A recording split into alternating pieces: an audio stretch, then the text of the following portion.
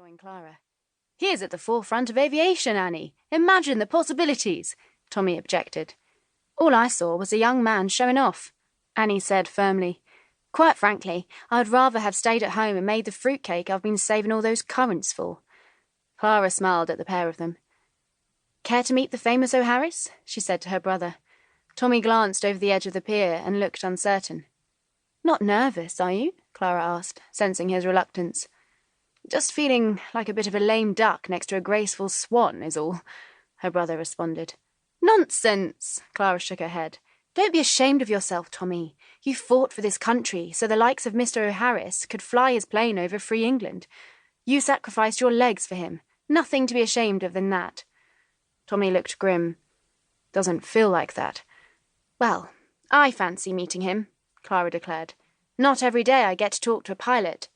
She sauntered along the pier and headed among the crowd. Captain O'Harris had his audience in the palm of his hand as he regaled them with stories of adventures in his plane. "There we were, in the desert, supposedly trying out the old girl in speed tests, and the bloomin' engine clogged with sand, and we were stuck with no water and miles from our base camp. Jolly lucky our guides came to find us." "Captain O'Harris, a photo perhaps?" Oliver called out.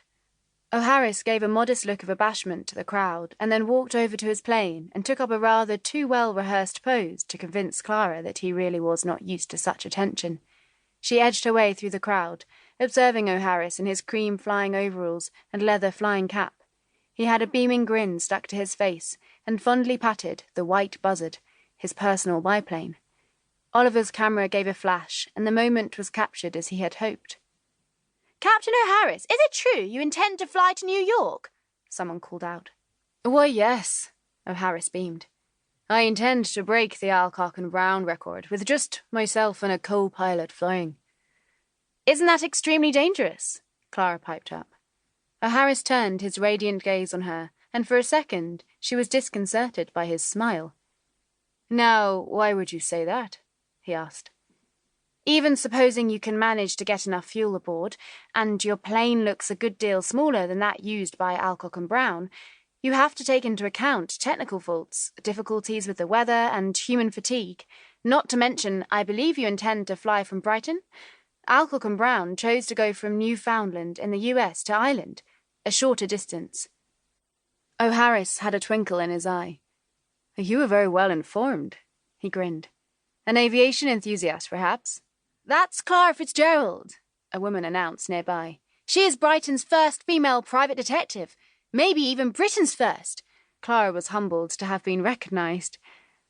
"Have you been doing some detecting on me, Miss Fitzgerald?" O'Harris asked. "Not specifically," Clara muttered, fearing she was blushing. "But I have become quite curious about aviation since the war." "There ain't much Clara Fitzgerald don't know about," the woman, apparently Clara's unofficial publicist, said dramatically. "She has the mind of a man, but the instincts of a woman. She solved the murder of Mrs. Greengage back in January, quite when the police were at a dead end." Clara noted that Captain O'Harris seemed suddenly even more intrigued by her. In contrast, she wanted to slip away into the crowd. "To answer your question, Miss Fitzgerald, yes, it will be dangerous, but worth the risk if we can set a new record and push the boundaries of aviation.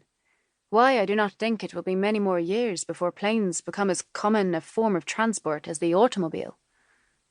The statement raised a whole host of new questions from the crowd, and Clara was relieved to be able to slip away and return to Tommy on the pier. "Well, what's he like?" her brother asked as she appeared. "Overconfident," Clara shrugged. "Alcock and Brown were lucky. A month before their attempt, the American Navy had planned a similar flight with stops built into the journey.